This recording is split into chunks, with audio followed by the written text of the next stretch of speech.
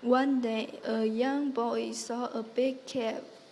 Not knowing if anyone was in it, he stepped inside and said hello. Someone was there, but she could not be seen. This young woman called back to him, "Hello." Her name is Echo. Years ago, Echo loved to talk and argue, and to have a last word, but one day she deceived the woman named Juno.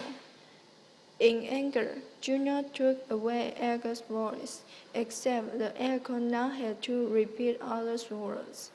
After she was rejected by a boy named Narcissus, Echo left her in a cave.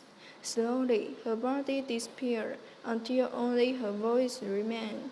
You might think the echo in caves is sound waves bounced back, or could it be a young woman repeating what you said?